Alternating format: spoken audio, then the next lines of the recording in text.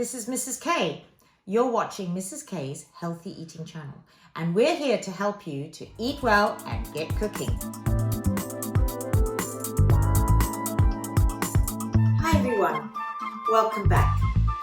Now, today we're going to be starting a new series on looking at nutrition in more depth. Now, if you're interested, this is actually what I teach my GCSE students. So if you're doing GCSE food, this is what you would be learning. But it is such a useful topic. It is such a useful source of information for all of us. So I hope you'll all join in. And it'll be really good for you to see, if you're not at school, what we're actually teaching the youth today. So I hope you're going to enjoy this. We're going to start off with vitamin C, because it is a big topic. Now, there are some secrets to vitamin C that perhaps you didn't know. So I'm going to go through those with you today. Right, first of all, we start with what we always start with. How much vitamin C do we need, and do we need to eat it every day? Firstly, we actually don't need an awful lot of vitamin C, surprisingly. 40 milligrams per day. Well, that doesn't mean much at the moment. So 40 milligrams per day, you could actually eat in one sitting with a cup full of strawberries, or with a couple of Brussels sprouts. So actually, it is not difficult for us to eat our vitamin C. Most of us get that when we're eating our 5, well, even 7 a day, but 5 a day, you should be getting plenty of vitamin C. You would know if you weren't having vitamin C, because you would have bleeding gums for a start. Okay, but let's go through that. So, first of all, well, secondly, vitamin C is not stored. So, whatever you eat, your body uses, and if there's any excess, it's flushed out your system. So the thing is, that is why I said in the Eat Well Guide series on fruit and veg, you have to eat 5 a day, because there is no storage. So we need to eat these things regularly. What I'm going to do is show you what fruit and veg are especially high in vitamin C, because most fruit and veg, almost every single fruit and veg, is going to have some vitamin C, but some are very high and some are not. Why do we need vitamin C? Well, vitamin C, as I said earlier, does prevent scurvy. Now, it is almost something that we don't even hear about anymore. We discovered it when sailors went off on ships and they ran out of fresh food and they began to have bleeding gums, and it was very disfiguring. It affects the skin really badly because it's involved in the synthesis of collagen, which affects your skin. And so there are horrendous images of people with teeth falling out, terrible sores on their skin. There was a lot of that in the colonies. For example, in Australia, when the first people went out to Sydney, the first convicts were out in Sydney, and they ran out of fresh fruit and veg, and scurvy was a huge problem there. But as you know, wherever you are, it is very unlikely that you would develop that symptom. You do know when you brush your teeth, if you're, especially children, young children should never have bleeding gums. So if they do have that, then maybe you need to be looking at their vitamin C content in their diets. But it is also, so when you heal, vitamin C is involved in that healing process. And of course, the biggest function for vitamin C is that it's part of building up your immune system, which fights disease, sickness, viruses. And if you went back to my Eat Well Guide series session 1, we spoke about something called ACE, which is the 3 vitamins involved in creating a healthy immune system. So it's not just vitamin C. There's A, C, E, vitamin A, vitamin C, vitamin E. So vitamin C is one part of that, but it plays a big role. Unfortunately, as I said, it's easy to eat. Now, if we need so little and you could have it with just a couple of strawberries, why is there then this need to eat so many? Well, that's the secret that I'm hoping to reveal to you today. Okay, now let's look at what's high in vitamin C first. There are certain vegetables that are extremely high. It's not only fruit that contains vitamin C, vegetables as well. One of the highest things in vegetable, there are 4 things. There's broccoli, as we've mentioned a lot. We've mentioned broccoli a lot in these series. It is really a superfood, but very high in vitamin C. Peppers. Peppers are extremely high in vitamin C. Brussels sprouts. Now, I couldn't buy any Brussels sprouts because they're not in season at the moment. But Brussels sprouts are extremely high in vitamin C. And I've also, in my research, come across a fact that certain people have a gene or something in their genes that actually they find Brussels sprouts bitter, and that's because of a genetic disposition. So I don't like Brussels sprouts personally. I find them a bit bitter, so I've obviously got that gene. However, you can mask the taste. You can flavour it with a bit of bacon or put some other flavouring in, put it in I often like doing Brussels sprouts in a vegetable pie with a cheese sauce. So there are ways to disguise it, but Brussels sprouts are just amazing. However, there's no doubt that there's more vitamin C in a raw Brussels sprout than in a cooked one, and none of us, I don't think, would stretch it that far that we're going to eat raw Brussels sprouts. Now, potatoes are quite high in vitamin C, but there's a problem with potatoes, and that is in the cooking. The other vegetables that are fairly high will be kale and your green leafy vegetables. They will be high in vitamin C. But don't forget, when we say they're high in vitamin C, these are raw, fresh. Okay, and I'm going to talk more about that later. Fruit that is high in vitamin C. Well, we're very fortunate certainly in countries where berries are grown, because berries, for example, the wonderful popular strawberry. That strawberry is packed with vitamin C. And it's a great fruit because most children love strawberries. So pop these in lunch boxes. They're great. So strawberries are high, and in fact, anything that ends with berry. So I've got here a pack of frozen berry mix, which we're going to use later to make a summer pudding. So that's even black currants, red currants, which are not strictly berries, but black currants and red currants are extremely high in vitamin C. Blackberries, blueberries are very high in vitamin C. So if you can get your children to eat strawberries, blueberries, raspberries are high, although raspberries can tend to be a bit tart at times. All those are very high in vitamin C.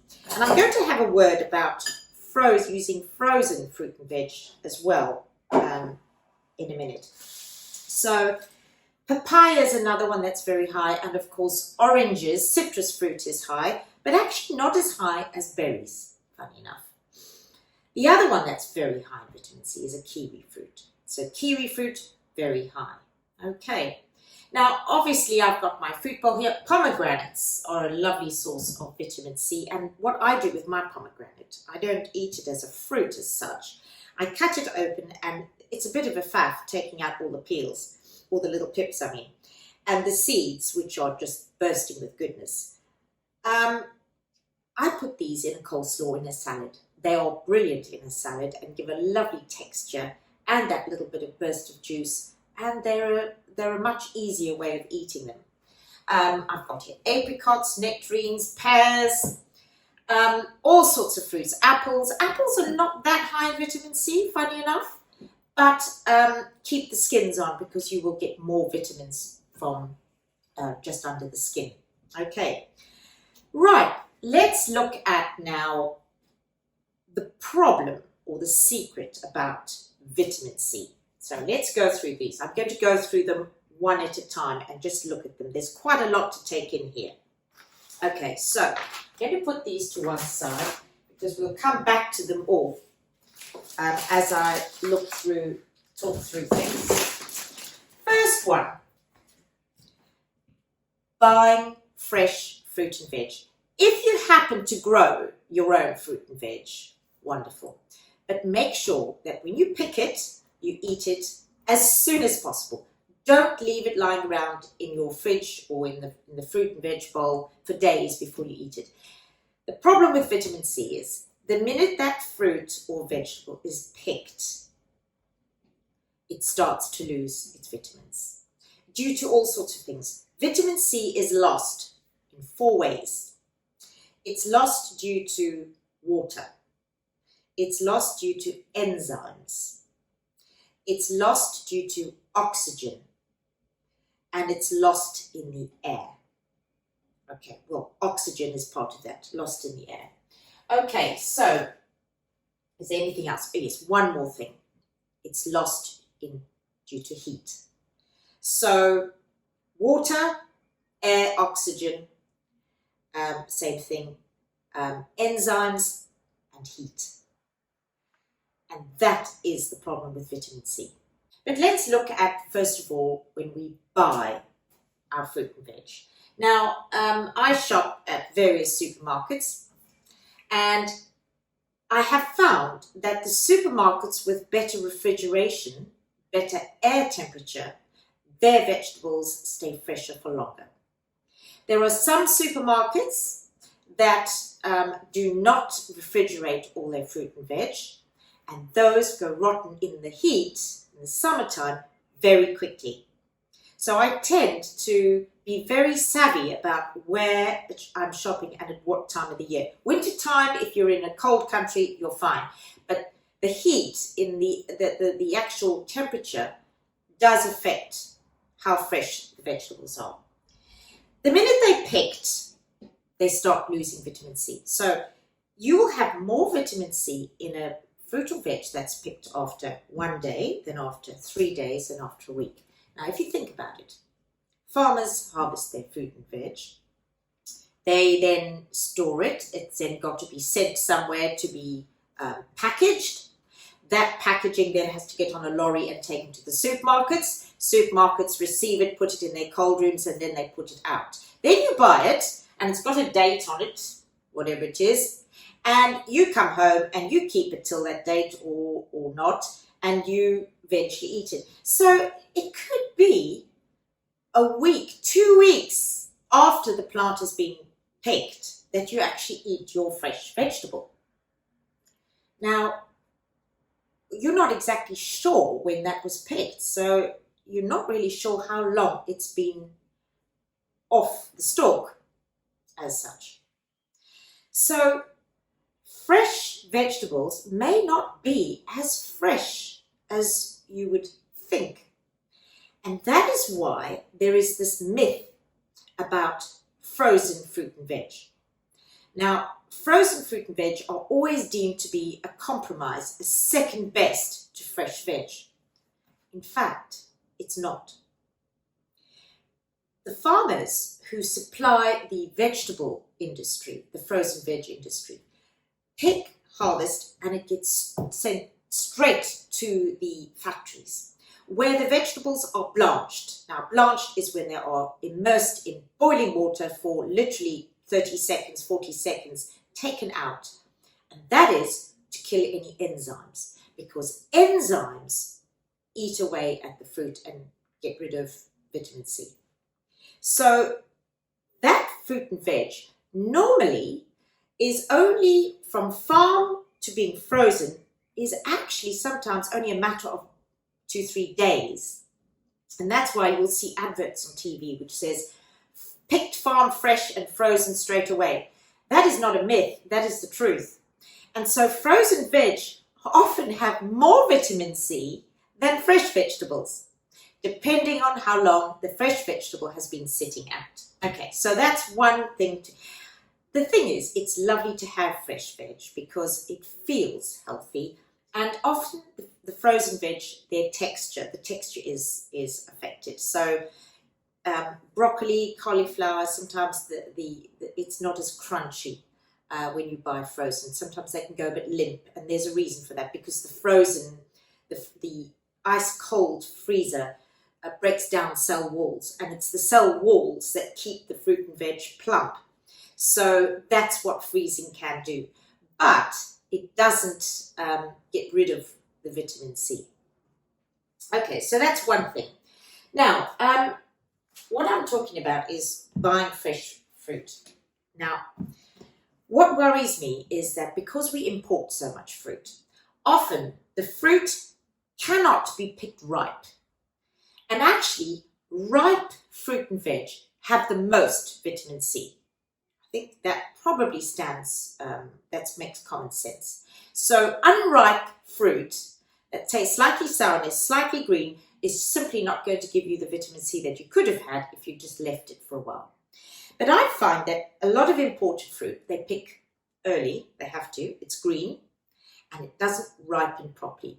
Also, on the voyage from wherever it's come from, often they are tightly packed, like these nectarine, donut nectarines, and they become bruised. So here we have, this fruit is still green, and yet it's covered in mold, in furriness, and the enzymes have started eating the fruit. And these enzymes are breaking down the fruit, and then the vitamin C is gone. So, yes, look at this one's got a little dent in it. As soon as the fruit is dented, enzymes start eating that fruit. And also, your fruit becomes exposed to the air. Now, as soon as any fruit is exposed to the air, oxygen starts eating away, and it just goes into the oxygen. Okay, so be careful when you buy fruit. Look at it carefully. Make sure that the fruit and veg is well cooled. It doesn't have to be in the fridge in the supermarket, but it needs to be in a cool environment. Here, I've just bought this morning a new pack of oranges, and already I found that this one was bruised and the enzymes are already starting to attack the fruit. So I've got to either cut that out. The only way you can stop enzymes from working is actually by putting your fruit and veg in the fridge. Enzymes won't stop completely, but it is very much slowed down. So that is why, although I love my fruit and veg in bowls, I keep an eye on it. As soon as I see it getting ripe, it's in the fridge. Or if it's bruised, it's in the fridge. And of course, there is one exception, and that is tomatoes. Tomatoes, the vitamin C is actually destroyed in the fridge. For some unknown reason, tomatoes are best left out of the fridge. Okay, but again, they don't last forever, so keep an eye on them, eat them regularly, don't buy more than you would eat. Okay, so that's got to go into my fridge. That will probably, if I can save it, I might get half the nectarine, but it's not ripe yet, it's still green, so it's a real waste, it's a real shame. Be careful with pears, they bruise very easily. Again, you've got enzyme activity starting in the bruising. This is something that is quite fascinating. Unfortunately, with vitamin C, because I said it reacts to air, it's oxygen actually it reacts to more than just air. So we've seen enzyme activity with bruising, and now we're going to look at what happens with the air. Now here's a very visible way of seeing it. The minute you cut a pear or an apple or a potato, a white potato, if you leave it, you will see it starts to go brown. Bananas as well. Right, it starts to go brown. Now, the more surface area there is, the more it goes brown. And that is because vitamin C reacts to oxygen. And it's the oxidation, okay? And it is called enzymic browning when fruit and veg go brown. Now, often you don't see that. It's usually only pale white fruits like pears, apples, banana is white, potato is white, where we actually visibly see it, although you do see it with lettuce. And lettuce, if you tear or cut a piece of lettuce, it goes brown along the sides after a couple of hours. You wouldn't see it in a tomato, you wouldn't see it in a pepper because they are coloured. Okay, but this is what happens. The minute you cut anything, any fruit and veg, the oxygen and vitamin C collide, and the vitamin C literally disappears. It goes into the air. Okay, so it's a very strange thing. So here is a visible, and as you can see, the less surface area there is, the less there is for the vitamin C to come into contact with air. So cutting half this pear, there's only that surface. But if I cut the pear up into little pieces, every single surface area that's exposed will go brown. So all that vitamin C. So obviously it stands to reason this is going to contain more vitamin C than these pieces. So here we are, we make our fruit salads and we cut all our fruit up. And actually, did we really know what we were doing? We're busy, all our vitamin C is going. Even if you pour lemon juice on it, it still disappears. So how do we minimize this? We try as far as possible not to cut. Now, that is why there's been this huge increase in snack fruits and veg. Peppers. I mean, 5 years ago, I didn't even know these existed. I used to only buy large peppers, and if I was cutting them. Now, we have these snack-sized veggies. We've got these little snack-sized cucumbers, although, to be honest, there's not a lot of vitamin C in a cucumber. Cherry tomatoes have just become part of our normal diets now. But cherry tomatoes, obviously, these cherry tomatoes are high in vitamin C. And the more you cut, you cut one of these up and you've lost half your vitamin C. Whereas these you can pop into a salad whole. And the person can either cut them on their plate or pop them in their mouth straight away. So that is a way of cutting down, or cutting larger pieces, for example. Now, strawberries is another one. We love to cut up our strawberries and slice them up. The minute you take off that stalk and you cut it up, you're losing your vitamin C. And these are amazing little vitamin C houses. So again, if you're doing lunch boxes, this is a brilliant way of making sure your children or your adults, whoever, your own lunchbox, is buy the snap veg. Put whole strawberries into a lunchbox. Put a whole pepper into a lunchbox. A handful of cherry tomatoes. And easily, you've got 1, 2, 3. That's already 3 portions of your 5 a day for your children. A cucumber, another one. You don't always have to measure the fruit in your 5 a day through vegetables cooked on a plate. So much better to eat raw veg because you're not losing the vitamin C in the atmosphere. Now, if you talk about carrots don't have high vitamin C at all. They're more high in vitamin A, and fortunately, vitamin A is not lost in the air. It's only vitamin C and, in fact, vitamin B. Those are the only 2 vitamins that get lost in the air. So, minimize your preparation. Don't do it as soon as you're going to try and not prepare hours in advance if you're going to be making a salad. What I do now, if I'm having people around and I'm making a salad, I will literally prepare some of the foods, leave them next to, and just quickly chop it up before we're ready to eat, because I'm so conscious of trying to hold on to the vitamin C. So we've made a start at looking at what happens to vitamin C. We've done enzymes and we've done air. Now I'm going to stop there for today. Next time we're going to look at water, we're going to look at MAP, and we're going to look at heat. This is such a large topic that it's actually too much to do in one session. So I hope you've learned something from today, and I look forward to doing the rest of this with you next time. And we're going to be making a summer fruits pudding today. So if you'd like to stay and go through this very simple but very nutritious dessert with me, then please join in for that later on. Okay, so thank you and see you again soon. Please subscribe, pass this on to your friends, and press that thumbs up button. Thank you. Bye.